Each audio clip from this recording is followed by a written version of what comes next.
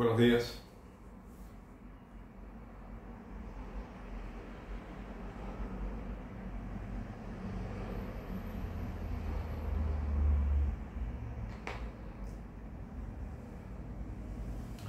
En esta ocasión se me ocurrió hablar de un país europeo, Eslovaquia,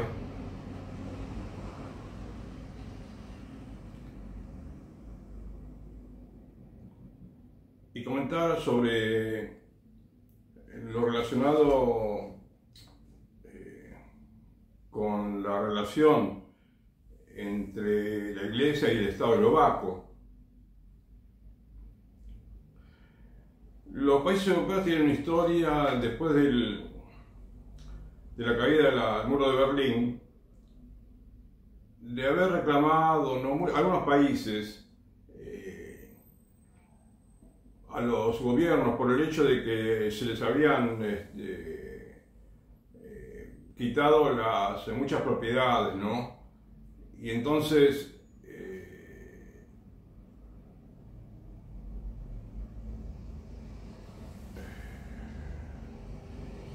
hubo reclamos y los gobiernos comenzaron a resarcir, ¿no?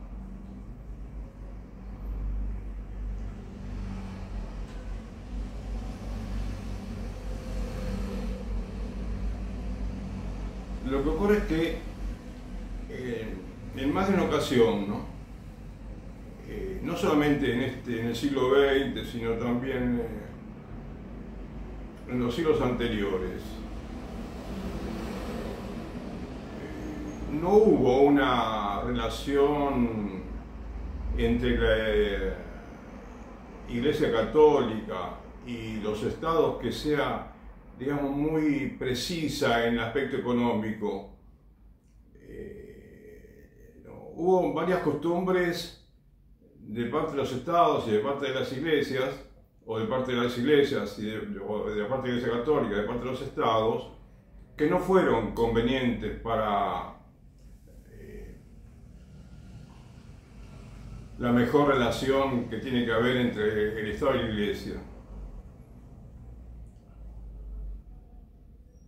Y han habido grandes errores desde el punto de vista económico, porque ya, como dije varias veces, a partir del siglo IV, ¿no? de la era de Constantino,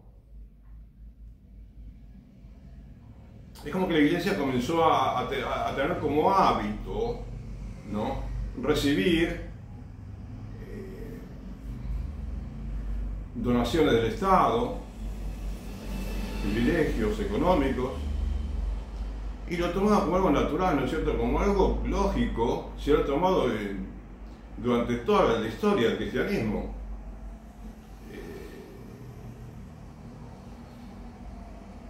Y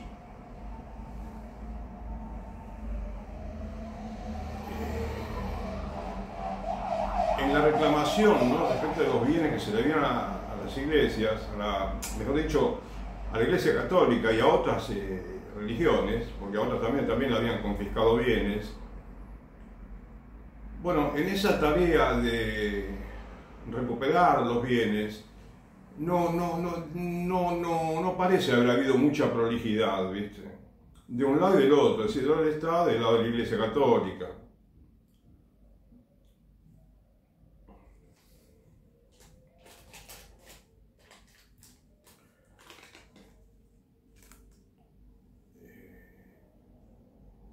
Pero el hecho es que han resarcido con mucho dinero, ¿no? A la Iglesia Católica, por ejemplo en Eslovaquia, y la Iglesia todavía parece que sigue reclamando más bienes que le debe el Estado, ¿sí? De todos modos hay dos aspectos. Uno es el tema de la deuda, que es real, ¿no es cierto? Y también es real el hecho de que la Iglesia haya recibido grandes extensiones de terreno desde hace muchos siglos. Todo es real, no solamente la deuda del Estado, sino que en cierta manera la Iglesia Católica también, la Iglesia Católica y otras denominaciones también cristianas, es posible que tengan una deuda también con el Estado, hayan creado deudas con el Estado. Desde el punto de vista de haber recibido bienes que no tenían que pedir ni recibir, ¿no es cierto?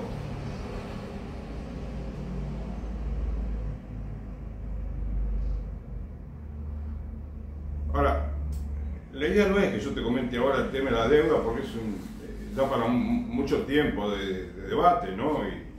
Y de muchas explicaciones para la gente que no sabe nada de esto. Acá lo que yo te quiero comentar es, como te digo, sobre la nación eslovaca.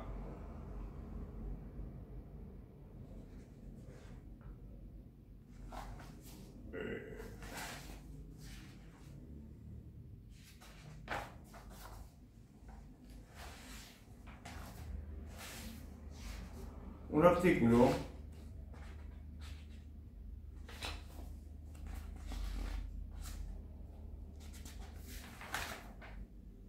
que fue publicado por la misma conferencia episcopal de Eslovaquia, ¿no?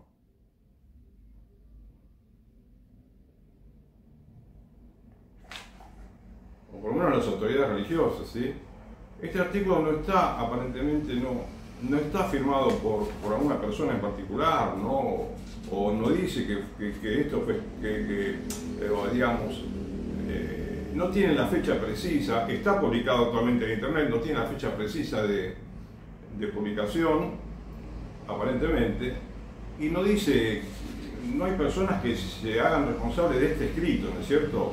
O digamos que se sepan que fueron quienes los escribieron, ¿no? Quienes escribieron estas respuestas a un cuestionario, ¿sí? que se responden ellos mismos. Entonces,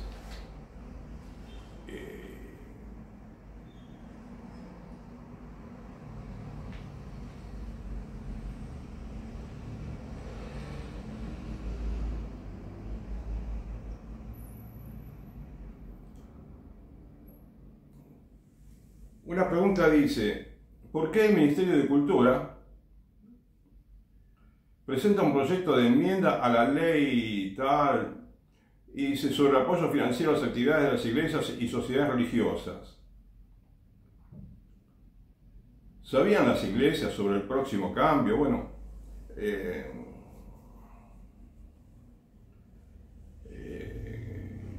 explicar algo, ¿no? Sobre las cuestiones que se están tratando, ¿sí? Entre la iglesia y el gobierno. Y acá la respuesta es que el Ministerio de Cultura preparó y presentó el procedimiento de comentarios interdepartamentales, un proyecto de enmienda a la ley, como está escrito en el informe explicativo, que simplifica el cálculo de la contribución del Estado a las iglesias. Es una ley que establece cómo el Estado va a financiar a las iglesias, ¿no es cierto? Porque la financiación de la iglesia, ¿viste? Más allá del tema de que haya deuda o no, hay muchos estados que establecieron un cronograma, algo así, de ayuda a la iglesia católica y otras iglesias, pero no porque haya deuda, simplemente. Hay muchos países que ayudan porque ayudan, ¿entendés? Un país es Bélgica, por ejemplo, ayuda porque ayuda. Alemania también, ayuda porque ayuda, porque ayuda, porque bueno, se equivocan, pero ayudan, ¿sí? Con muchos millones de euros. Y tenés España, que también, muchísimos, miles de millones de euros. Y Italia también, muchos, miles de millones de euros para ayudar a la Iglesia Católica. Y tenés otros países también.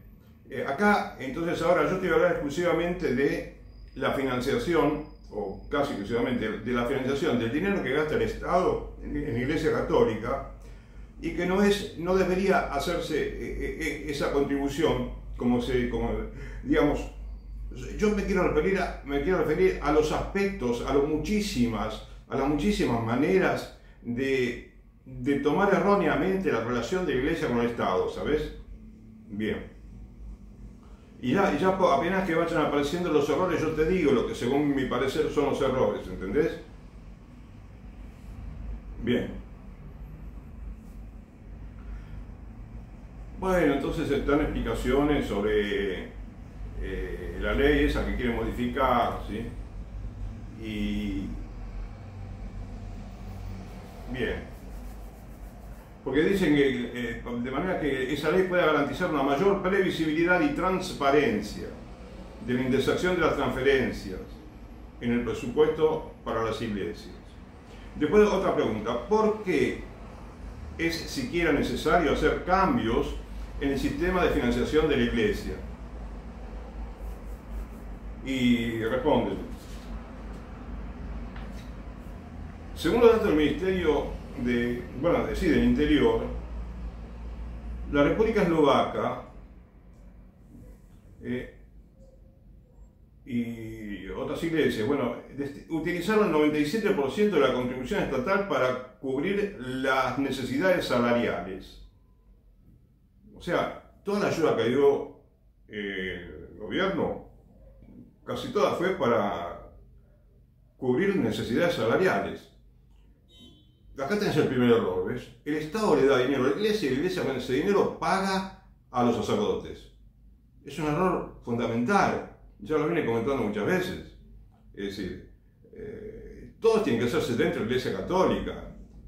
Una parroquia recauda dinero todos los meses. Bueno, con el dinero que recauda cada mes se pagan todos los gastos, incluyendo el estipendio, llamémoslo así, de los sacerdotes. ¿Sí? Yo lo hice muy simple, lo dije muchas veces. Es la manera más perfecta de organizar una parroquia y de que la Iglesia Católica crezca. El número de fieles, el número de vocaciones sacerdotales, el número de parroquias y capillas por todos lados, y en fin, y en todo orden, ¿sí? En santidad inclusive, que es lo principal, ¿no es cierto? La finalidad principal de la religión, ¿no? La santificación del pueblo y la salvación consiguiente.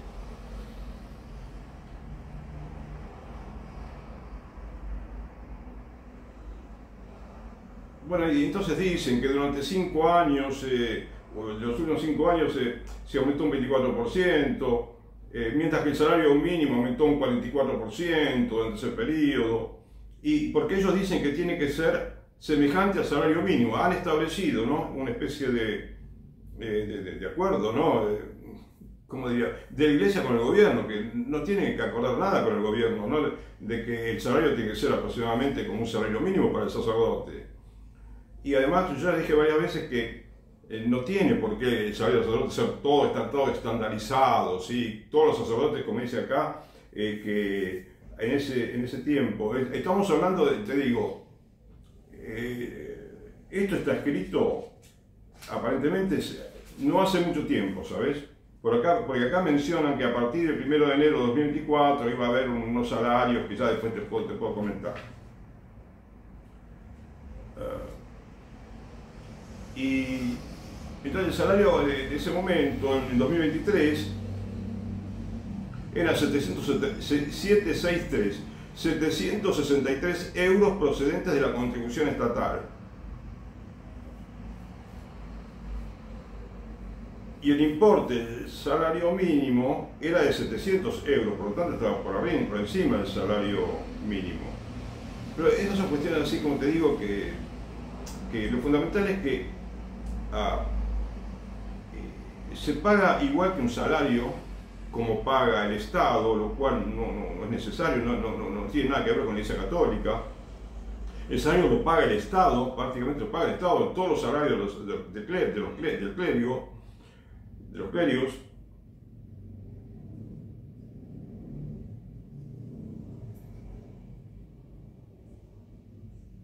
Y entonces dice que surgen inconvenientes, por ejemplo, y amenazan la sostenibilidad de su financiación en el futuro.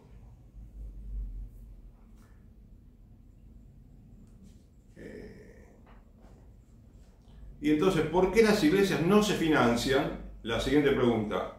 Y piden dinero al Estado. ¿Por qué, en lugar de financiarse a sí mismas, le piden dinero al Estado? Bueno, y ahora viene una aclaración de que no es así. Muchas veces, yo modestamente quiero comentar que a veces los obispos, o los sacerdotes, los clérigos, aclaran algo, quieren aclarar algo para decir que no sucede como dice la gente, pero sucede en cierta manera. Porque, por ejemplo, acá parece mentira, es una contradicción, porque dice, ellos contestan, no es cierto que las iglesias no se financien a sí mismas, pero estamos diciendo que el Estado paga todos los salarios. Y dice, no es cierto que las iglesias no se financien a sí mismas. Las iglesias contribuyen significativamente a la financiación de sus actividades. Ahora, el salario es una parte importante de la financiación de la iglesia, o por lo menos un porcentaje, y ese porcentaje lo recibe del gobierno. Hasta el momento es lo que sabemos, ¿sí? Porque también hay otras ayudas, generalmente, que había, y todavía sí siguen habiendo, en muchos lugares.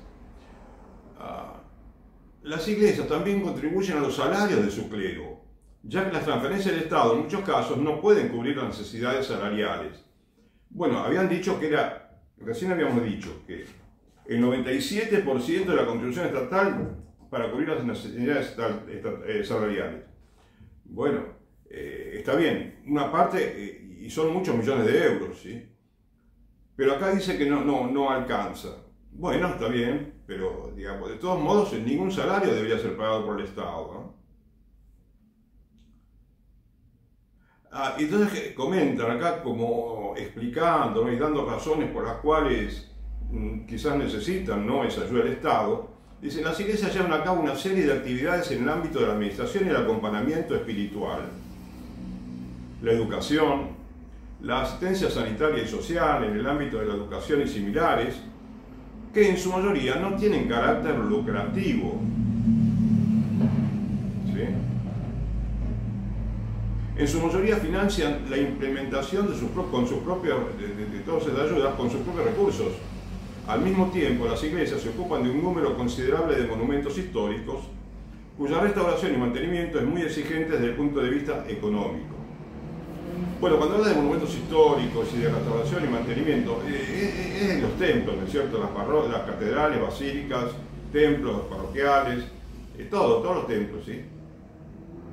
Que puede exigir el mantenimiento de algo de dinero, pero digamos que partamos de la base de que la Iglesia Católica es la responsable de sus monumentos, si querés llamarlo así, los templos, es la responsable de los salarios, es la responsable de los pagos cotidianos de una parroquia, catedral, basílica, de la reparación, de la construcción, de conseguir un terreno, es la responsable de todo. La Iglesia Católica, somos los católicos los responsables de conseguir todo lo que necesitamos para crear una parroquia, ¿sí? Desde la compra del terreno hasta el último detalle del templo, ¿no? De la catedral, de todo lo que sea.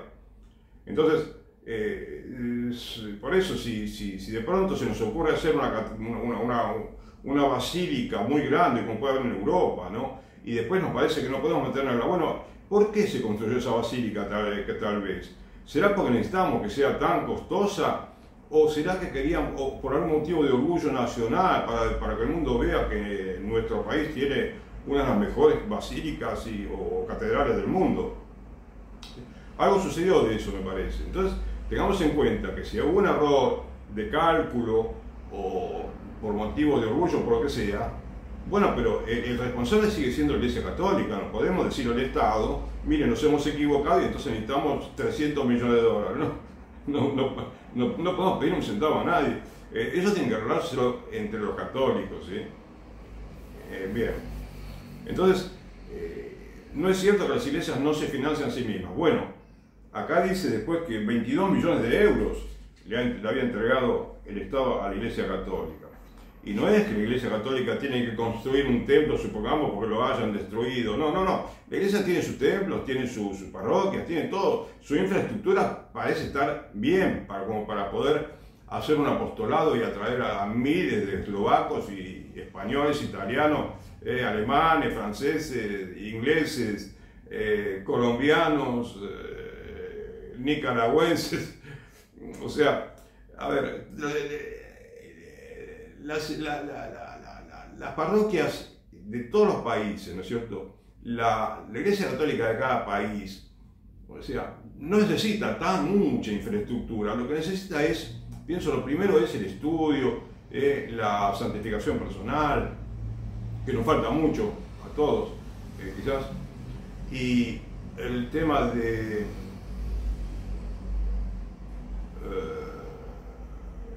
bueno, por supuesto, el trabajo apostólico, ¿no es cierto? El prodigarse, ¿no?, en cada parroquia, todos los católicos, organizarse bien, trabajar en equipo, y también cada uno su apostolado individualmente, ¿no?, en la sociedad a que pertenece. o en el ambiente en que desarrolla su actividad. Pero el asunto es que, digamos, quizás tenemos que focalizarnos los católicos más en nuestra actividad apostólica, cómo va funcionando, ¿no? En nuestra formación religiosa, ¿sí? En la formación religiosa sí que tenemos para hacerla acorde con los tiempos que estamos viviendo, en un mundo que está cada vez más culto. Tenemos que luchar denodadamente contra los signos de los tiempos, ¿no? Mejor dicho, entender los signos de los tiempos y ponerle fichas, por así decir, al apostolado que necesita el mundo de hoy, ¿sí? Un signo de los tiempos es la cultura de la vida, que hoy en día está maltratada como nunca. Bueno, tenemos que focalizarnos en el matrimonio hombre-mujer, ¿no? Que el mundo entienda lo que es sensato desde el punto de vista religioso y humano, es que lo mismo. Entonces,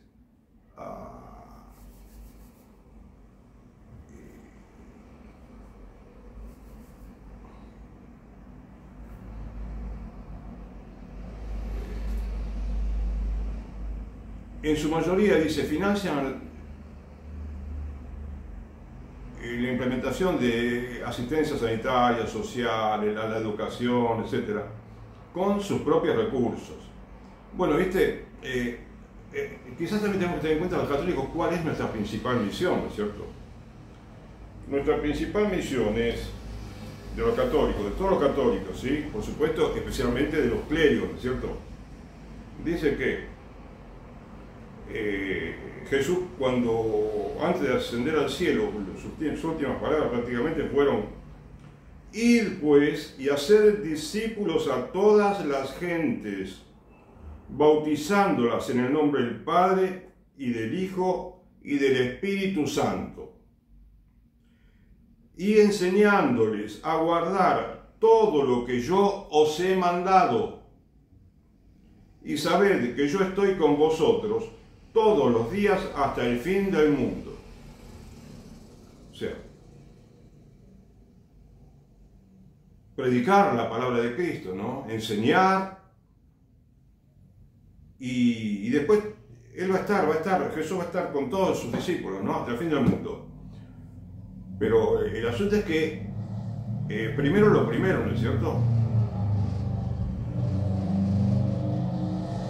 Y acá dice, por ejemplo, asistencia sanitaria y social. Bueno, no es la principal función de los clérigos, ¿no es cierto? Es una actividad quizás accesoria, se puede decir, y hecha quizás por laicos, orientados por los sacerdotes, pero la principal tarea del sacerdote, por supuesto, son la celebración de los sacramentos, ¿sí? La predicación de la palabra de Dios, el evangelio, por sobre todas las cosas, ¿no? Por lo más importante de la escritura, y bueno, la dirección espiritual, la confesión sacramental, que tiene muchísima importancia y muchísimo valor, ¿no? A la que hay que dedicarle mucho tiempo, ¿sí? Y es una lástima que hay muchos confesionarios que estaban en los templos y ahora están como escondidos, como olvidados. Es una lástima, ¿no? Pero bueno,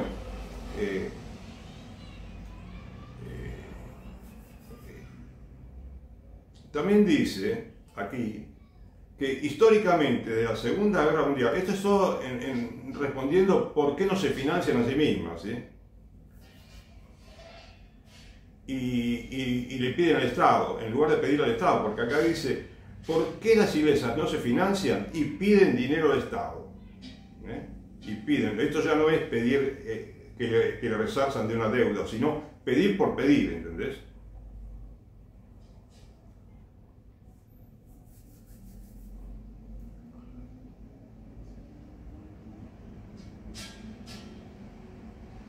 De la Segunda Guerra Mundial, la financiación se ha establecido de tal manera que los sacerdotes y el clero, así como el funcionamiento central de las iglesias, han sido pagados con cargo al presupuesto estatal.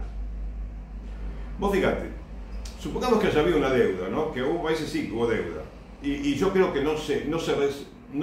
esa deuda no se pagó, por así decir, de una manera correcta.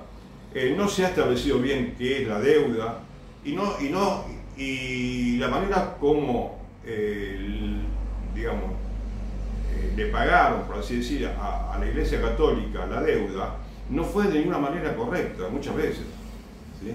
Porque no podés pagar una deuda diciendo, bueno, vamos a pagar el salario de los sacerdotes.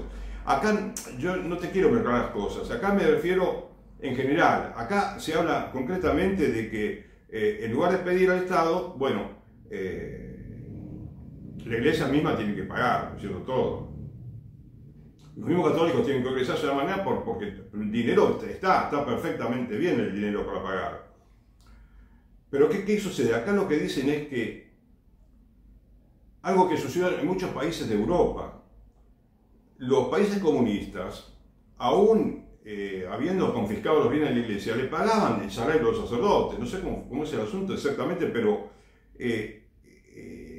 en ese tiempo Eslovaquia pertenecía al bloque soviético, si no me equivoco, ¿entendés? Y bueno, y sin embargo recibían, ya en aquel entonces recibían salarios del Estado. Entonces, esa conexión financiera se vio parcialmente aliviada por un cambio en la ley, por un cambio en la ley de 2019. No sé por qué dicen aliviada, eso no entiendo mucho. Pero dice, considerando el papel insustituible de las iglesias en el país y en las zonas donde opera, y el beneficio para el Estado y la población que produce la Iglesia Católica, ¿no? Por ejemplo, que el papel insustituible que tienen. Acá dice las iglesias, bueno, se referirá a todas las parroquias, ¿no es cierto? Si fuera, y otras religiones también, porque confunde, porque puede ser que se refiera a religiones o a parroquias y basílicas católicas. Bueno, dice, y así como considerando el número no despreciable de personas que profesan la fe de una de las iglesias registradas, bueno, acá se refiere a confesiones, ¿no? Que es la católica, y que la católica tiene más de 2/3 de la población eslovaca, ¿sí? Entonces se justifica la contribución con cargo al presupuesto público para la actividad de las iglesias. Es decir, te lo resumo porque quizás te compliqué con lo que dije. El hecho de que la Iglesia tiene un papel insustituible para el Estado y la población, y además tiene un número no despreciable de personas que profesan la fe católica, que son las 2/3 partes, acá aparentemente sí, de la población eslovaca, bueno, por ello, ¿sí?, se justifica que el Estado tenga un presupuesto anual, una partida de dinero, muchos millones de euros, para la actividad de la Iglesia Católica, y otras también, y otras confesiones también. ¿Le parece bien que todas las otras confesiones, las grandes, también reciban dinero? Otro error, ¿te das cuenta? Otro error. Es un error fundamental, me parece. ¿Sí?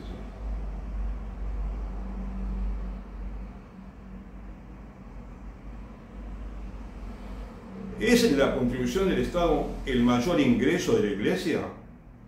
O sea, el dinero que da el Estado, ¿es la mayor cantidad de dinero que recibe la Iglesia? O sea, ¿recibe más dinero que de los fieles, tal vez? Eso es. Hoy en día, es la respuesta, ¿no? Las iglesias funcionan como entidades independientes y el subsidio estatal es solo una contribución parcial de sus actividades.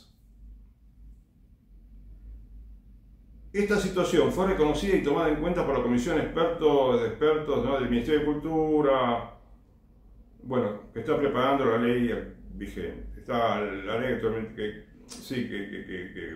se ocupa de todos estos temas, ¿no?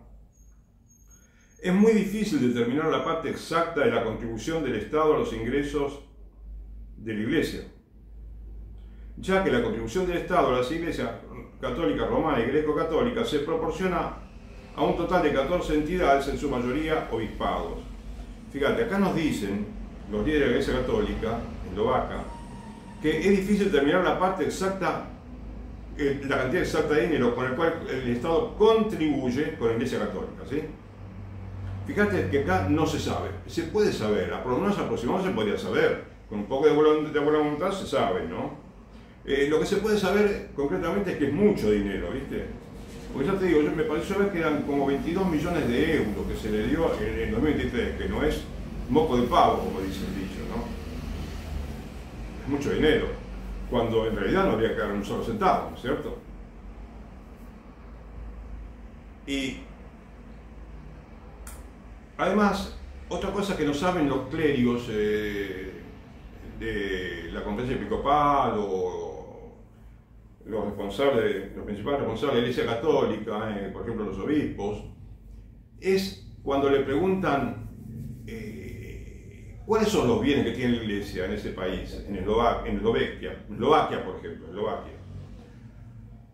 Bueno, y muchas veces dicen, no sabemos exactamente, pero bueno, pero se podría saber, ¿no es cierto? De alguna manera se puede saber. O sea, sorprende porque no solamente sucede en Eslovaquia, en muchos países. No, en muchos países le consultaban, por lo poco que leí, ¿no? Por lo menos en varios países que leí, y quizás en muchos más, la Iglesia no sabe cuáles son las cantidades de bienes que tiene, porque sería bueno que se sepa, ¿no es cierto?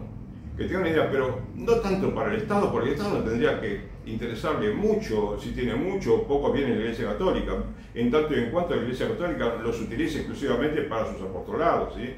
Y su misión. Por supuesto, tiene que saber lo que tiene, pero no por el hecho de que entonces, por si le da más dinero o si no le da más dinero. No, porque no, la Iglesia se tiene que manejar con su dinero. Entonces, los principales que deberían saber cuántos bienes tiene la Iglesia Católica somos los católicos. Que no sabemos lo que sucede en el Vaticano, todavía no tenemos una visión clara de cómo está la administración del Vaticano, el patrimonio que tiene, cómo se utiliza, cuáles son las inversiones que realiza, ¿no? Y bueno, eso es un poco lo que está sucediendo. A ver,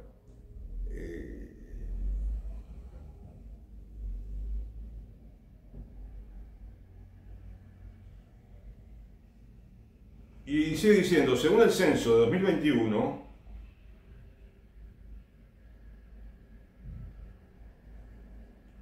¿sí? Más de 2/3 de la población, ¿sí? Se declararon católicos, y bueno, entonces la contribución se justifica con cargo al presupuesto público para la actividad de las iglesias, como se justifica perfectamente que el Estado done a la iglesia muchísimos millones de euros, lo cual las perjudica de mil maneras, ¿sabes? De mil maneras, la Iglesia Católica, y se perjudica el Estado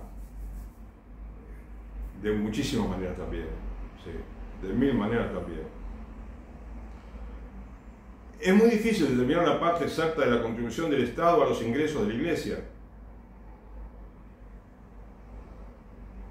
ya que la contribución del Estado a las iglesias católica, romana y greco-católica se proporciona a un total de, como dije, de 14 entidades, y después dice, todas las demás actividades son cubiertas, además de los salarios, dice, son cubiertas por la Iglesia Católica, en este caso, con sus propios recursos. Además de los obispados, hay casi otras 1.600 parroquias, comunidades religiosas, organizaciones benéficas, etcétera, que se financian íntegramente con sus propios recursos. Desde ese punto de vista, podemos decir que la contribución estatal de la Iglesia Católica en Eslovaquia cubre menos de la mitad de sus costes. O sea, acá te da una precisión. Menos de la mitad de lo que gasta la Iglesia es lo que le entrega el Estado, según estos señores. Ahora bien, y después dice que hay muchas instituciones que se financian a sí mismas. Bueno, pero la Iglesia Católica, la pregunta sería, que vos te harías, ¿no? ¿La Iglesia Católica puede financiarse a sí misma? Perfectamente. En cualquier lugar del mundo, perfectamente.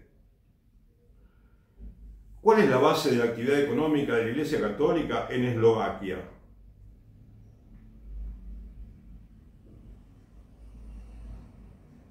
¿Qué servicios o bienes ofrece? ¿Cómo gestiona los bienes inmuebles?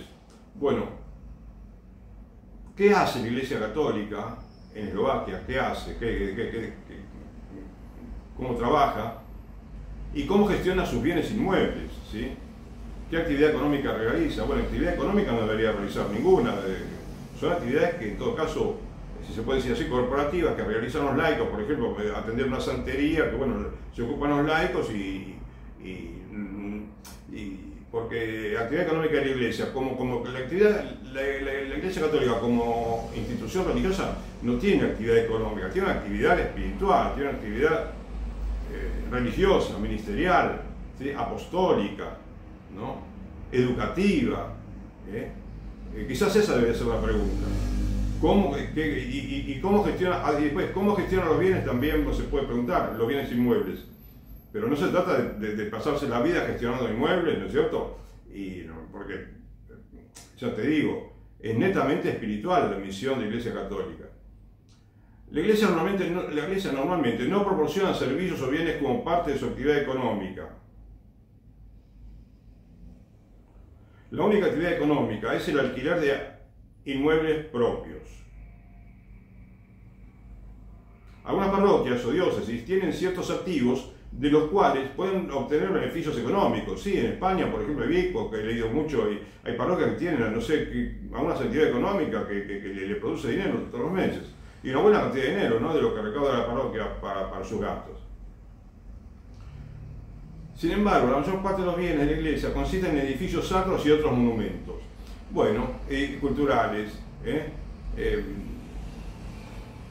pero no nos confundamos con monumentos. Su monumento es toda casa religiosa, ¿sí?, el templo y nada más, ¿sí?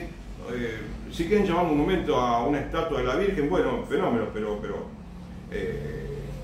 que tienen, dice, un alto valor artístico e histórico, pero de los cuales la iglesia no se beneficia económicamente. A ver, ¿cuándo se dijo de la fundación de la Iglesia Católica por nuestro Señor Jesucristo que se tiene que beneficiar económicamente de un templo, de una imagen religiosa, de un museo, lo que sea? La iglesia, el tema de la Iglesia Católica es convertir almas y vivir con lo que esas almas contribuyen al sostenimiento de la iglesia. Es así de sencillo. Acá no hay ningún lucro, ningún comercio, ninguna actividad económica, simplemente hay actividad espiritual, apostólica, ¿sí?, educativa. En las escuelas debería enseñarse la religión de manera profunda, porque esa es la manera como la Iglesia Católica, de lo que vive la Iglesia Católica. Por ejemplo, un monasterio de monjas carmelitas descalzas, ¿sí? ¿De qué vive? Bueno, hacen pequeñas artesanías, cosas muy buenas, ¿sí? Hacen tejidos muy delicados, pero eso no es la principal actividad económica. Eso lo hacen porque como parte de su vocación contemplativa, que dedican un tiempo al trabajo, a actividades manuales, pero su vocación es netamente contemplativa. Es la contemplación, el trabajo, por así decir, de esas monjas. Y entonces eso es lo que les produce no dinero, sino les permite atraer la providencia de Dios.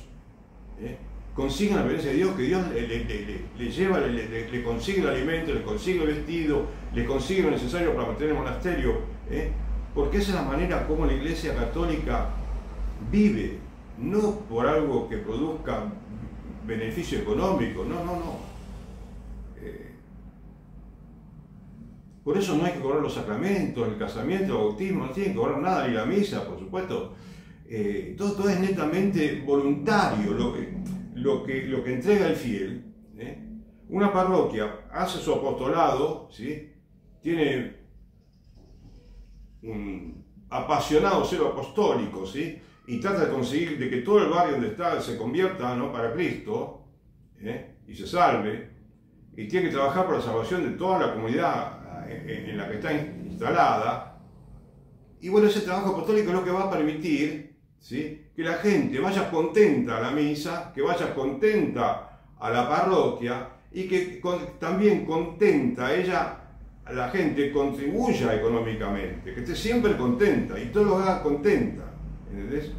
Y va a contribuir económicamente con alegría, ¿viste? Cuando ve que todo funciona de maravillas.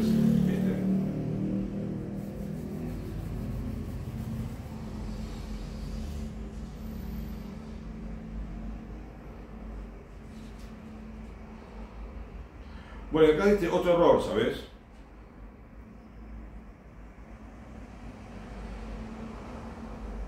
La Iglesia Católica recibe ciertos ingresos por los honorarios por la administración de los sacramentos.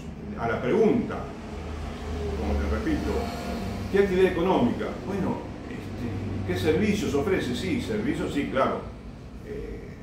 El casamiento, el bautismo, entre muchos. Pero acá dice, recibe ciertos ingresos por los honorarios, por la administración de los sacramentos. Ingresos, honorarios, dice, por los honorarios. Los honorarios no tiene que haber ninguno, ¿sabes? Ni siquiera ingresos tiene que haber.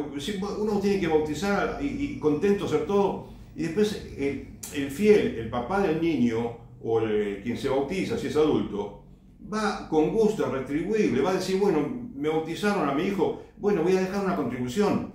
Pero eso es todo totalmente providencial, todo depende de la voluntad del corazón del fiel, ¿sabes? No de la voluntad del clérigo que realiza ese servicio. Tiene que ser totalmente gratuito, según lo que dice el Evangelio. Bien. Entonces, sin embargo, su altura no está establecida, dice. Bueno, acá es una traducción, por lo tanto, se refiere al precio, ¿no? A la cantidad, ¿no? Que se pide. Pero después aclara que los creyentes pueden dar limosna, pero no es obligatorio, y su cantidad depende de sus posibilidades. Ya se sabe, eso ya se sabe, no hay ningún problema. La única cantidad de caridad recomendada, no obligatoria, es para la celebración de la misa. Le dicen que hay una cantidad que le recomiendan al fiel. Mira, te recomendamos que des 10 euros por la intención de la misa que tú pides, por un pariente tuyo, por ejemplo, que pides que se rece por él. Bueno, te recomendamos que pagues 10 euros. No, no hay que recomendar nada, ni 10 euros, ni nada. ¿Sí? Es un gran error que estamos cometiendo. Además, dice, los sacerdotes son inducidos, se les sugiere administrar los sacramentos gratuitamente a los creyentes sin medios. Fíjate lo que dice, les sugieren que celebren los sacramentos gratuitamente, ¿sí? Se les sugiere, no se le manda, habría que mandárselo. A los creyentes sin medios, pero además dice a los creyentes que no tienen medios para colaborar económicamente, ¿sabes? Y ya eso lo vi en más de una parroquia, cuando se refería al valor de los sacramentos, que, bueno, que sí, que si no podían pagar el sacramento, entonces que le expliquen al cura por qué no puede colaborar con lo que piden por el tal sacramento que celebra. Lo cual es demasiado, ¿sabes? Modestamente lo digo.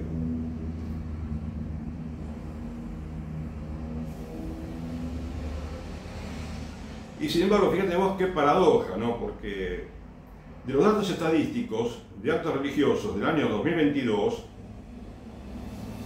se puede saber que hubo un bautismo y un entierro por mes en cada parroquia. Acá dice en cada iglesia, ¿no? Y un matrimonio cada 4 meses. ¿Te das cuenta de que se ha hecho mucho espamento en la Iglesia Católica por cobrar, ¿no? Para poder juntar dinero para pagar las cosas, ¿no? Porque parecía necesario. Hay un matrimonio cada 4 meses. Lo que es patético por el hecho de que, con más razón todavía, con mucha más razón, es escandaloso querer cobrar, porque si hay uno solo que se casa y le quieren cobrar dinero, ¿entendés? Por eso, justamente porque la gente no se quiere casar, tal vez, por esa pavada, eso que parece una pavada, quizá la gente se enoja. Igual que quienes fueron y tuvieron que pagar muchos miles de católicos por el bautismo de sus hijos, ¿entendés? La gente no se enoja porque le piden dinero, digamos, por el hecho de colaborar, porque colaborarían, ¿no? El asunto es que se le imponen de alguna manera. Y nosotros no tenemos que imponer nada, ni siquiera medio centavo, ¿viste? Ni sugerirlo, ¿no? Ni que te den un sobrecito para que vos pongas lo que te parece, no, de ninguna manera, ¿viste?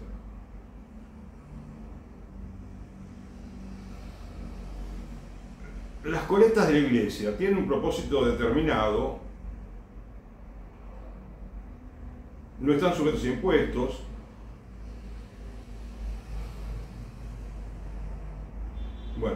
eso, una aclaración que hicieron. ¿Por qué los incrédulos también deberían reunirse en la iglesia? Una pregunta rara, ¿viste? Nunca vi, no sé qué se me ocurrió que podían preguntar esto. ¿Por qué los incrédulos también deberían reunirse en la iglesia? En una parroquia católica, por ejemplo. No. Por supuesto que pueden reunirse, pero que deberían reunirse. En fin, en primer lugar, la parroquia está para los creyentes, ¿viste? Para convertirla. A los que no son creyentes y tienen voluntad de creer, de conocer la Iglesia Católica, la doctrina católica, bueno, se los debe recibir con brazos abiertos, en todos lados, ¿no? Y a los que son católicos, ya convertidos, bueno, que se trata de que cada día se santifiquen más, ¿no? Y por supuesto, si hay gente que se la puede invitar algún día por un motivo, sí, después habrá alguno que se interesa y ya está. Pero acá parece que lo explican de otra manera esto, dice, no es raro que el Estado apoye instituciones cuyos servicios son utilizados por una parte importante de la población. Y también apoya actividades deportivas y culturales. No entendí bien esto. La forma específica en que el Estado distribuye los recursos materiales no puede determinarse directamente por las preferencias de una parte de la población. No todo el mundo va al teatro. Bueno, ¿ves? Acá están haciendo un razonamiento.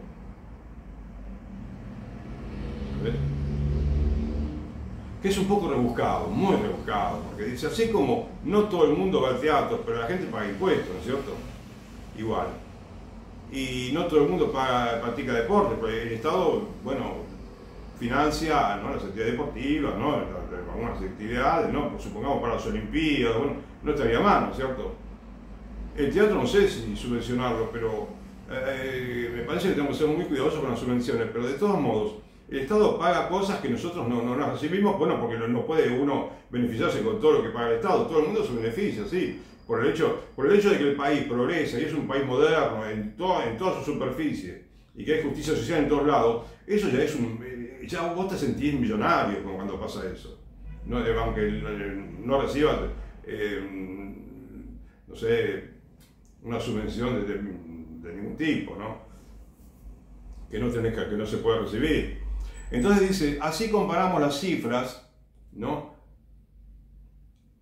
Y encontraremos que el apoyo a las iglesias no es alto en comparación con otras áreas. Como si la iglesia tuviera que ser subvencionada como otras áreas que realmente tienen que ser financiadas, la educación pública, por ejemplo, ¿entendés?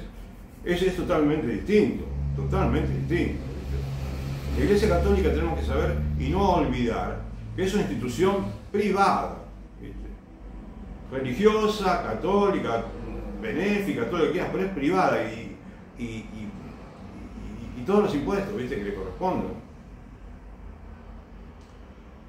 Y bueno, después dice, ¿cuánto ganan exactamente hoy los sacerdotes y obispos?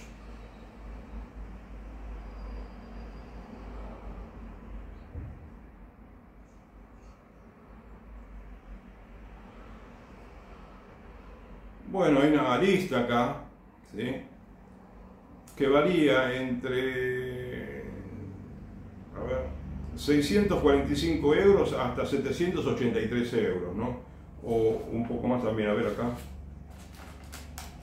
860 euros, ¿sí? Entre 655, porque además, y 874, algo así, ¿no? Según el trabajo que tengan, la ocupación que desempeñan, pero vos sabés que acá, por ejemplo, hay también algo que se llama escalafón, ¿no es cierto? En algunos trabajos que vos te van aumentando un poquito solamente por la antigüedad que tenés en el trabajo, ¿no es cierto?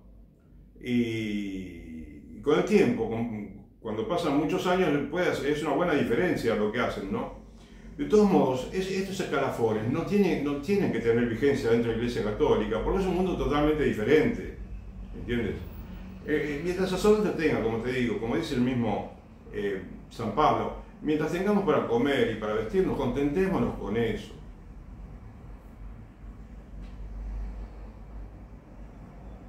Ahora bien, hay otras necesidades, por supuesto, el sacerdote necesita libros, necesita medicamentos, está enfermo, todo. Pero todo eso está cubierto perfectamente. Las parroquias tienen para cubrir todas las necesidades del sacerdote y que viva feliz y contento, ¿no? De saber que tiene mucho más bienes en algún aspecto que, en cierto sentido, que muchas otras profesiones, ¿viste? Entonces no hay nada que temer dentro del sacerdocio. Lo que ocurre es que acá, por ejemplo, veo que hay un escalafón y te dice, en los primeros 5 años, ¿sí? Por ejemplo, 783 euros. De 5 a 10 años, 795. Y así pasan los años, de 35 a 40 años, 873. O sea que fue de 783 a 873, 100 euros más. Y después, el que tiene más de 40 años, 886, que significan, no, así, algo así como 103 euros más, ¿sí? Y después hay algunos que sí, que tienen salario de 1016 y que puede llegar a ser 1152 después de muchos años. Ahora, fíjate cómo. No es mucho dinero, en este caso no es mucho dinero, pero vos sabés que, ¿cómo te diría? No tiene sentido, porque lo que necesita un sacerdote, podrían ser por el hecho de que él tiene una vida muy distinta de cualquier padre de familia, de cualquier miembro de la sociedad, ¿no? Que está en el mundo, como decimos, que está en el mundo terrenal, cívico, donde todo se maneja con jubilación, con aportes a la seguridad social, por el hecho de que, bueno, muchos tienen hijos y no, entonces se les paga el salario familiar, esas cosas. Pero el sacerdote vive en un mundo en el cual tiene su casa, el sacerdote tiene un lugar para vivir, ¿entendés? La diócesis le da un lugar para vivir al sacerdote. El sacerdote tiene que pagar la luz, el gas, el teléfono, hay muchísimos gastos que no los pagan, los servicios públicos. Entonces, tiene muchas cosas resueltas. Y capaz que suponete, en lugar de 692, capaz que 454 le vendrían de sobra, ¿viste? Bueno, o quizás podría llegar a estar en lugar de 692, según la actividad que realiza, si es no sé, tiene que viajar o qué sé yo, bueno, que capaz que serían 800, pero cada sacerdote de manera individual, cada uno viendo su situación, ¿viste? ¿Entendés? Y un mes podría necesitar un dinero y otra vez podría necesitar otras cosas que puede socialitar a la comunidad donde pertenece. Y la comunidad se las brinda, ¿comprendés?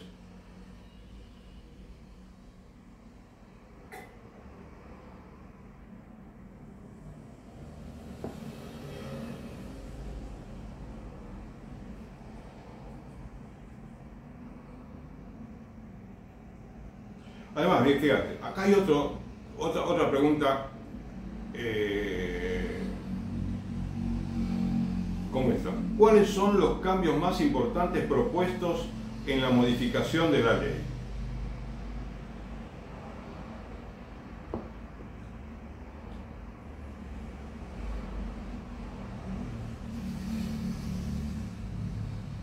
Bueno, acá dice, se refiere al método de indexación, fíjate.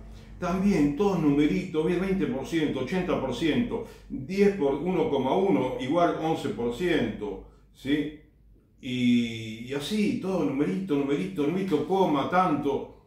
Te das cuenta de que no es así, esa no es la lógica de una parroquia católica, ni de una basílica, de una catedral, ni de una diócesis, ¿entendés?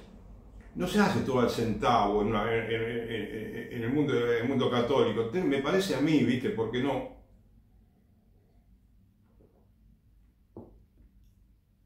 es necesario tanta contabilidad, tanta matemática, ¿comprendés? Porque fíjate, sigue diciendo, el segundo cambio es, porque bueno, el primer cambio decía la transferencia total a las iglesias, que le hacen una transferencia total cada año de un importe para todos los gastos. Antes le pagaban los salarios a cada uno al Estado. Ahora dice, un cambio se le da una cantidad de dinero cada año. Después el segundo cambio es el ajuste del método de redistribución de las transferencias del presupuesto estatal entre las iglesias. Bueno, no se entiende mucho, ¿no? Pero acá dice que un aumento, por ejemplo, que se dio en la transferencia de dinero, ese dinero que se entrega anualmente, se dividió entre las iglesias en proporción al número de creyentes. O sea, se divide el total de la de un presupuesto o así, ¿no? Por ejemplo, el dinero que entrega el Estado, por la cantidad de creyentes. Según el nuevo sistema, a las iglesias individuales se les pagaría lo que recibieron el año anterior, y el aumento en la transferencia del presupuesto estatal en comparación con el año pasado se dividiría según el número de creyentes. Una cosa rarísima, ¿sabes?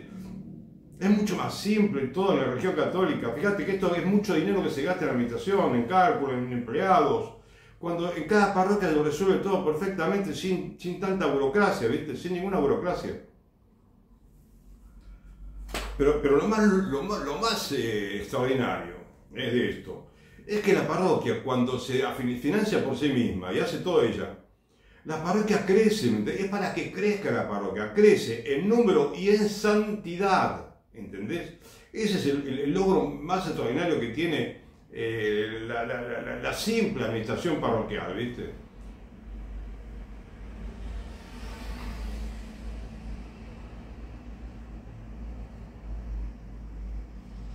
El tercer cambio dice un posible aumento o disminución del aporte estatal debido a un aumento o disminución significativa en el número de creyentes. El número de creyentes no cuenta mucho, te das cuenta. ¿Cómo vas a andar teniendo en cuenta que lamentablemente en Italia hicieron un cálculo rarísimo también, ¿no? Que son realmente, ¿cómo diría?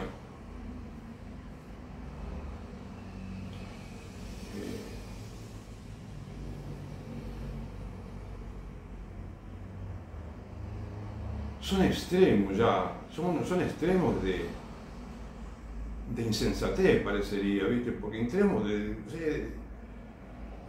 no sé si decir de avaricia, porque andar pensando en cada centavito, a ver, ¿no?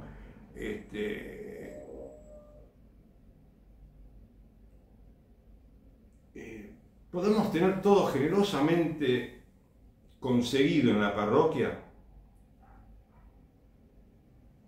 y vivir con la generosa providencia de Dios, sin ningún tipo de cálculo así exagerado como este, ¿viste?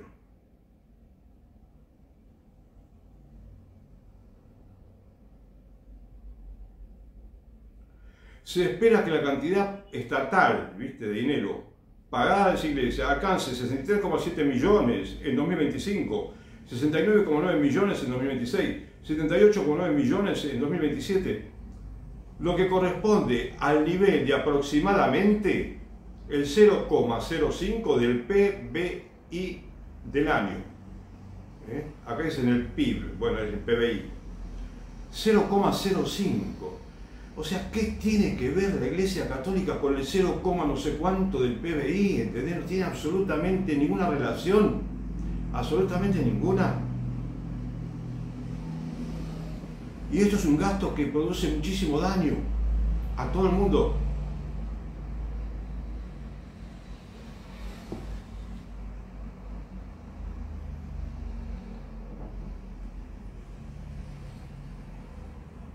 Porque fíjate, además increíble, otra cosa más increíble también.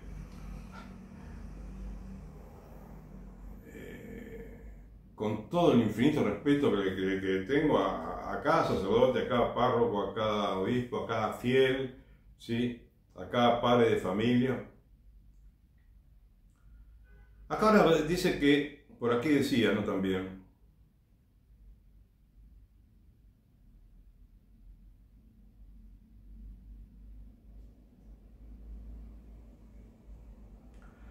por ahí, entre otras cosas, se explicaba, si a largo plazo la transferencia de ese dinero a las iglesias creciera más lentamente, explica, ¿no?, en una pregunta, ¿sí?, ¿qué pasaría si el sistema no cambiara?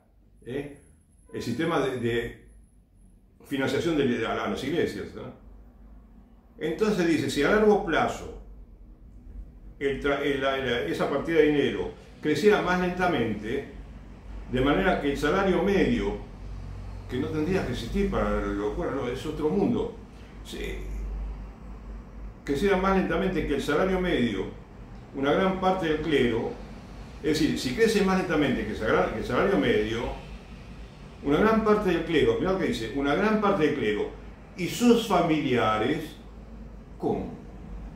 O sea que el cura tiene que mantener también a sus familiares, ¿entendés? Mirá, entonces dice, podría encontrarse al borde o directamente en un estado de emergencia social, el sacerdote. Muchas iglesias no tienen los medios para pagar los salarios del clero. Muchas veces tienen que reducir la jornada laboral del clero. No sé qué significa reducir la jornada laboral del clero, sinceramente. A pesar de que el clero permanece en servicio y se dedica a actividades al servicio de los fieles durante todo su tiempo laboral.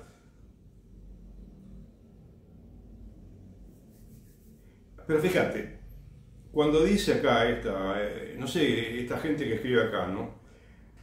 Muchas iglesias no tienen medios para pagar los salarios del clero. A ver, están recibiendo millones de euros para pagar los salarios del clero y me dicen ahora que no tienen para pagar los salarios. Además, el sacerdote no tiene que pagar el sostenimiento de sus familiares. Si el sacerdote es casado, de ortodoxo, supongamos, en alguna religión que no es la católica, y tiene hijos, bueno, esa religión lo mantiene a la familia, pero en la iglesia católica el sacerdote no se casa, por lo tanto no tiene ni esposa ni hijos y no tiene que mantener a nadie, ¿entiendes? Su mamá, su papá, sus hermanos, sus familiares no son motivo de que el sacerdote tenga que poder mantenerlos económicamente, ¿viste? No sé, esto es absolutamente absurdo, me parece a mí, ¿sabes? Me gustaría que lo expliquen bien, ¿viste? Porque no tiene explicación aparentemente, pero que lo expliquen a ver si lo entendemos, ¿entendés? Y te repito, dice, una gran parte del clero y sus familiares. ¿Ves? Hay muchos errores, me parece, que corregir en la Iglesia Católica. Bueno, te insisto, siempre según mi parecer. Y entonces, bueno, para terminar con todo esto, ¿qué te podría decir? Yo podría seguir mencionándote más cositas de acá, de este artículo de 6 páginas, pero, a ver, vos fíjate que si una parroquia, ¿no? Primero, tiene todas las puertas abiertas para los laicos, para los fieles. Si la parroquia convoca a los niños o los jóvenes, ¿sí? Y forma buenos cuadros de jóvenes. Si la parroquia tiene, bueno, charlas o pequeños cursos para los adultos, ¿sí?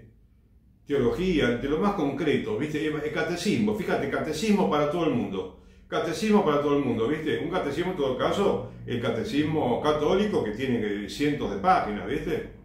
Pero bueno, temas puntuales, si querés, nosotros van eligiendo para entender lo que pasa en el mundo de hoy, porque vos fíjate que todo esto que es tratar un tema económico no es lo más importante de la Iglesia Católica. Lo más importante de la Iglesia Católica son los signos de los tiempos, ¿viste? Que nos ocupemos los católicos de transmitir el Evangelio, ¿viste? Porque el valor agregado de la Iglesia Católica, y que no puede ser reemplazado por otra actividad social, ¿viste? Hospitalaria, artística, es la predicación, la enseñanza, los sacramentos, y es la oración, es el estudio, es la ascesis, ¿viste? La contemplación. Eso es el mundo católico, eso es lo que atrae la providencia de Dios, la providencia material, sí, también. Entonces, ¿sabes por qué te digo todo esto? Porque, a ver, Eslovaquia es un país al que yo me referí hoy, pero esto pues sucede en muchos países, eso de que pagan salario, de que, digamos, negocian con el Estado, que me dan esto, que me dan lo otro, que el salario mínimo, no, que mis familiares, que qué sé yo. No, el asunto es que es otra manera de trabajar en la Iglesia Católica. Entonces, ¿sabías vos que en Eslovaquia, en 2021, ahora te digo algo de cómo es la situación del país en general, ¿sabes? Para que veamos que el país necesita de los curas, necesita de los obispos, necesita de los cardenales, necesita del Papa como otras naciones, necesita de fieles católicos que que trabajen en las parroquias, ¿sí? Que hagan apostolado, que todo el mundo, todo católico, sea cual fuere su tarea, haga apostolado, que conquiste almas, porque ¿sabes qué ocurre? Por ejemplo, un signo de los tiempos, ahora del siglo XX y del siglo XXI, es la poca natalidad. ¿Sabías que en 2021 5.447.000 niños nacieron en Eslovaquia?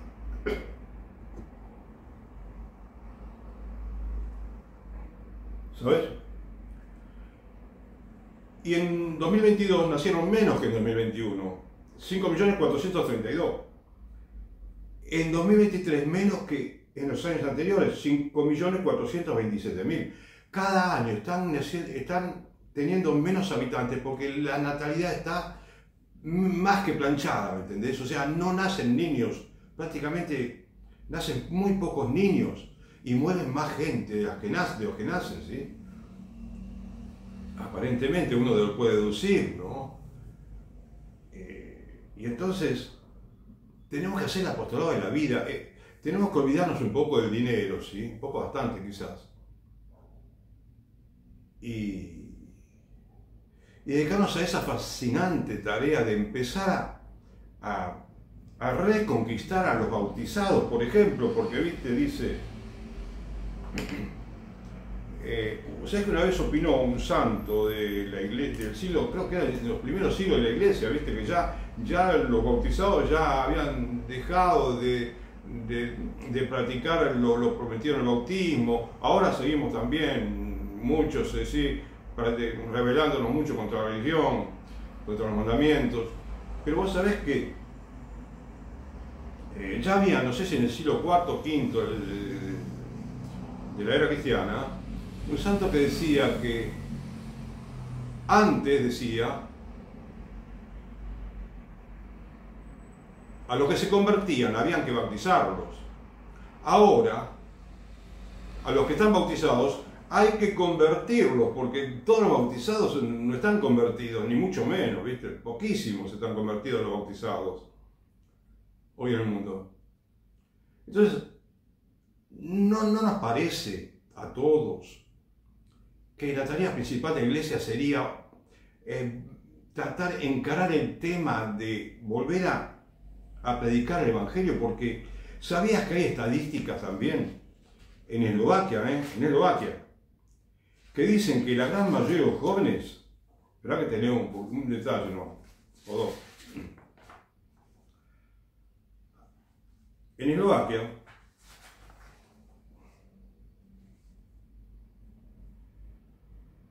los jóvenes les preguntan si leen periódicos o magazines, revistas, ¿no? Que sean religiosos, ¿no? Que tengan noticias católicas, etc.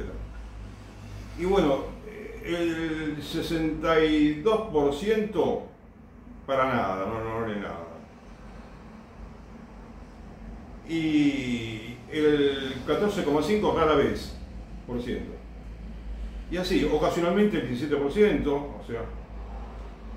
Y los que sí leen periódicos y noticias católicas o religiosas, 3,2 más 1,6. Serían 4,8, de los cuales unos cuantos lo hacen de vez en cuando, ¿no? Leen. Tienen un cierto hábito, pero no como todos los días, que el 3,2 leen noticias que relacionan con la iglesia todos los días, ¿sí? O con la religión. Bien, después, con respecto a los jóvenes, ¿no? Sigo. Bueno, acá se habla de la radio, ¿no? Que todavía uno se escucha en radio, dice. ¿Cuán a menudo escuchan la radio? En temas religiosos, por ejemplo. Sí, hay temas religiosos que escucha la religión católica, un programa católico. Bueno, el 74% no, nada. El 14,5% algunas veces en el año. El 14,5%. El 8,1% de vez en cuando. O algunas veces en el mes. Y después, bueno, el 2,4% que lo hace todos los días, ¿sí? Y varias veces por semana 0,8%. 3,2% que frecuentemente escuchan la radio. Bien. Pero después se refiere a la televisión, y es parecido a la televisión. Y también es parecido respecto a los websites, ¿viste? A los sitios de internet. 70%, nada, no saben nada. Several times, dice, varias veces, 13,7 varias veces, pero algunas veces, dice, en el año. Y bueno, en la web tampoco se fijan. 6,5 son los que lo hacen diariamente, ¿sí? De los jóvenes. Y 5,6 algunas veces en la semana. Y bueno, con respecto a la televisión, el 71% no ven nada de temas religiosos en televisión.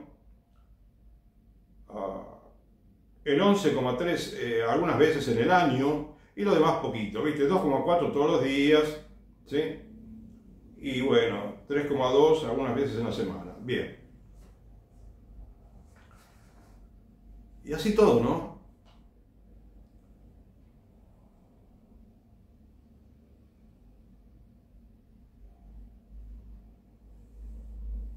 El 50,8, bueno, ¿qué actitud moral tienen en lo referente a sexo prematrimonial? ¿Sí? Bueno, el 65% lo considera que es moralmente aprobado antes del matrimonio. 63%. El 12% considera que en algunas circunstancias es moralmente aprobado, 12,1%.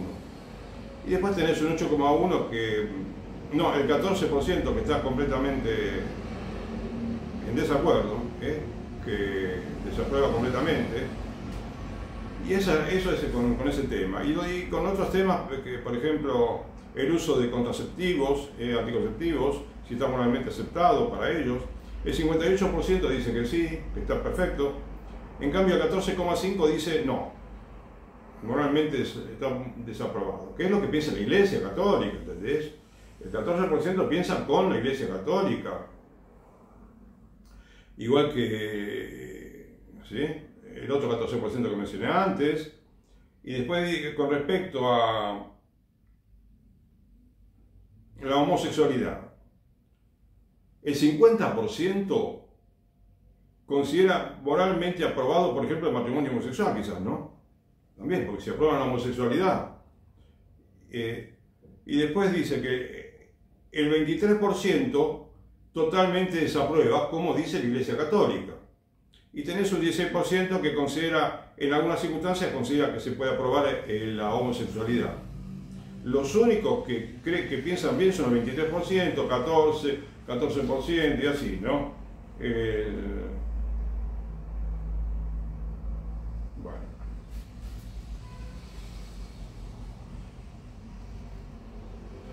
Y con respecto a terminar con la vida del niño en el embarazo,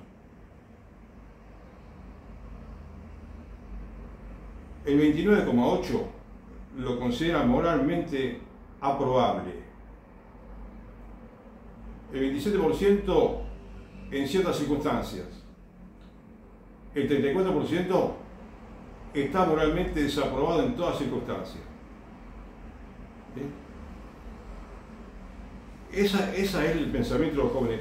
Decirles si no hay trabajo para realizar entre los apóstoles, ¿sí? Decirles si no tenemos trabajo para hacer en la Iglesia Católica, y no pensar tanto, ¿viste?, en el dinero, ¿no? Dejar que la providencia se ocupe. Nosotros nos ocupamos de Dios y Dios se ocupa de nosotros, ¿sabes?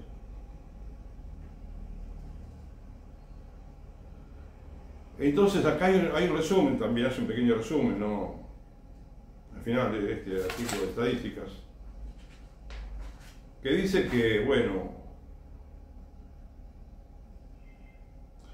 que otra paradoja, ¿no? El 80% de todos los que respondían se consideraba creyente, creía en alguna confesión protestante o católica, ¿sabes? Y ese es el drama, el gran drama que tenemos entre la Iglesia Católica también, que la gran mayoría, si vos le preguntás a los jóvenes, el 80% capaz que te dicen sí, de alguna manera soy cristiano, pero cuando le preguntás por la doctrina, ya no entienden nada, ya están en contra, mayoritariamente en contra de casi toda la doctrina católica, ¿entiendes? Entonces se produce algo así semejante a una especie de religión individual, ¿no? Una moral cristiana que parece una anarquía doctrinal. Y además hay una libre interpretación en que cada uno interpreta como quiere, ¿viste? Inclusive a veces los políticos lamentablemente también, ¿no? Hacen dan una versión equivocada de cómo tienen que ser las leyes. Y después el catolicismo pagano, ¿no? Por así describirlo. Somos católicos, pero en realidad nos comportamos como paganos, ¿viste? O sea, los que no están convertidos, ¿entendés?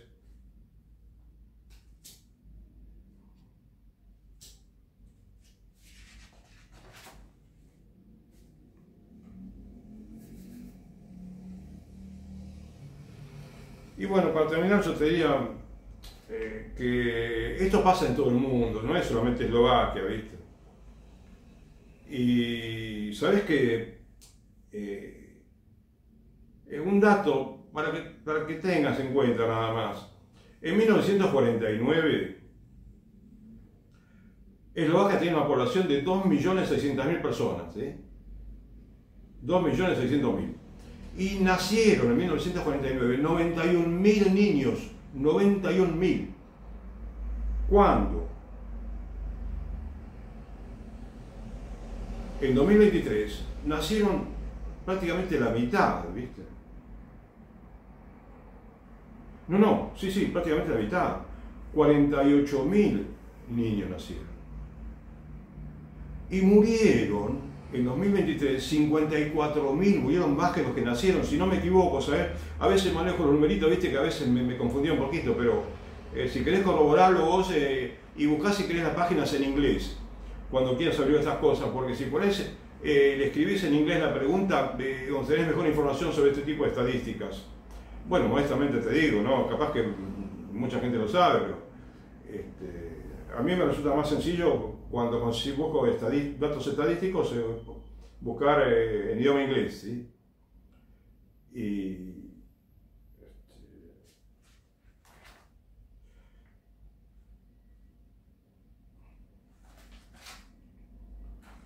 Con respecto también, para terminar, ¿no? Disculpame que te haga una mención ahora que ojalá que me entiendan, ¿no?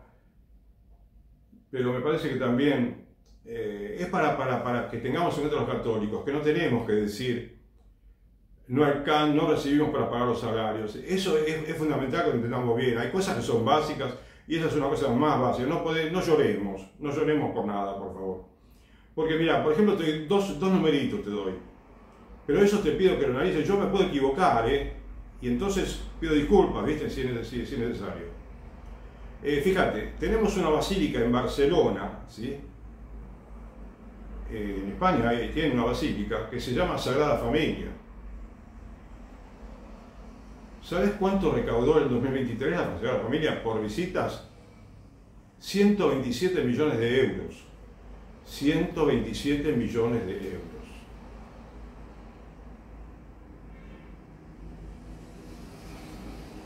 Y la mezquita de Córdoba, que muchas veces estuvo en conflicto, ¿no? Discutían que si es de la Iglesia Católica, que si es del Estado, ¿no? Bueno, el asunto es que las visitas en 2023, con las visitas a templos, ¿sí? Que es un templo católico, ahora tengo entendido, bueno, 21.700.000 euros en un año. Entonces, ¿cómo te puedo decir? Porque viene dinero de muchos lugares y de pronto... Pero ¿sabes qué? ¿Cuál es el drama también de esto de la Sagrada Familia y la mezquita de Córdoba? ¿No te parece que los templos son para la piedad, para la adoración, para la oración, para la celebración de sacramentos, para el sacramento de la confesión? Que es bueno hacerlo en el templo, el sacramento de la confesión. Es bueno que hacerlo en ese habitáculo de madera que ahí se convirtieron tantas personas, ¿no? Que en ese habitáculo de madera hizo el cura de Ars tantos milagros de conversión, por llamar milagros a todas las conversiones, que son un milagro. ¿Cuántos miles de franceses y de otros lugares se habrán convertido en ese habitáculo donde atendía confesiones el santo cura de Ars. ¿Y cuánto bien pueden hacer los sacerdotes en el confesionario? A mí me parece que no se puede medir, no se puede mensurar, porque es inconmensurable, ¿no? El bien que se recibe. Entonces, ¿por qué? Entonces yo te digo, si yo te digo, no dediquemos los templos para que sean visitados turísticamente, démosle digamos, la finalidad, usemos los templos de lo que sea, catedral, basílica, capilla, parroquia, ¿sí? ¿Utilicémoslo para qué? Para los fieles, para que estén ordenados a la religión, no al turismo. Ahora bien, si yo te digo, mira, dejemos de recibir 127 millones de euros, digo, las iglesias, cada iglesia, viste, en España, Alemania, Italia, donde cobran, en Italia también, por ejemplo, hay muchos lugares que cobran, y en otros países que cobran las visitas, dejemos los católicos de pedir dinero en esos lugares y dediquémoslos a la fe, a la piedad, al sacramento de la confesión, a la Eucaristía, sí, a los casamientos, que sería bellísimo que mucha gente pueda casarse en la basílica, pero si nadie se casa, si no hay bautismos, si no hay confesiones, si hay misas internacionales como hay, por ejemplo, la Sagrada Familia, no alcanza, ¿entendés? Es muy poquito comparado con todo el bien enorme que podría hacer y que produce providencia, produce providencia de Dios, que es más importante que el dinero venido del turismo, ¿me entendés? Te pido que pienses esto, le pido humildemente a cada sacerdote, a cada obispo, ¿sabes? No quiero que esto sea ninguna crítica, simplemente quiero decir que voy a rezar para que yo me convierta, ¿sí? Y para que en la Iglesia Católica cumplamos cada uno el rol que tiene que cumplir, y lo mismo que la parroquia, cada parroquia con su templo, cada basílica, cada catedral cumple con el rol que tiene que cumplir y no otro, porque si no ahí va a faltar dinero. Es lo que está pasando ahora, a pesar de que cobren 127 millones, va a seguir faltando dinero de una manera u otra, ¿viste? Porque no es la tarea encomendada a esa basílica. Pero ves, yo quizás te estoy moviendo la estantería, ¿viste? Sentís vos. Yo te pido simplemente que reflexiones pacientemente con lo que yo te digo y que descubran, ¿no?, el maravilloso mundo de la piedad, ¿no?, del trabajo apostólico, de la enseñanza de la fe católica a todo el mundo de todas las edades.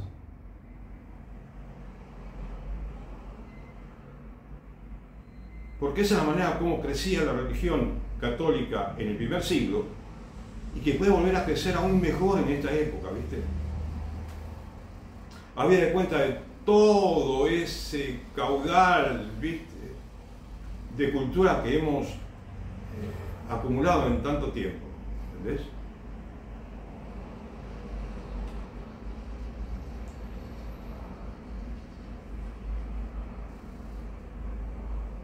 Bueno,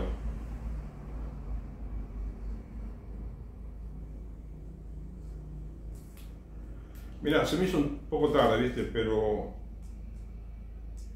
con el tiempo que le dediqué a esto, pero me gustaría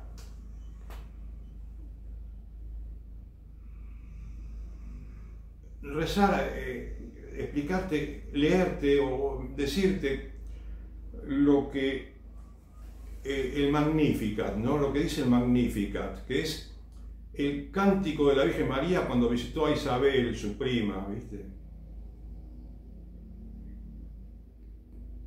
Dijo lo siguiente la Virgen: mi alma canta la grandeza del Señor, y mi espíritu se alegra en Dios mi Salvador, porque miró con bondad la humildad de su esclavo. Por eso en adelante me llamarán feliz todas las generaciones, porque es en mí maravillas el poderoso, Santo es su nombre, y su misericordia se extiende de generación en generación a cuantos le temen. Desplegó la fuerza de su brazo y dispersó a los que son soberbios en su propio corazón. Derribó a los poderosos de su trono y elevó a los humildes. A los hambrientos colmó de bienes y despidió a los ricos con las manos vacías. Socorrió a su pueblo Israel por su gran misericordia, como lo había prometido a nuestros padres, en favor de Abraham y su descendencia por siempre. Gloria al Padre, al Hijo y al Espíritu Santo, como era en el principio, ahora y siempre, y por los siglos de los siglos. Amén. Que Dios te bendiga. Gracias.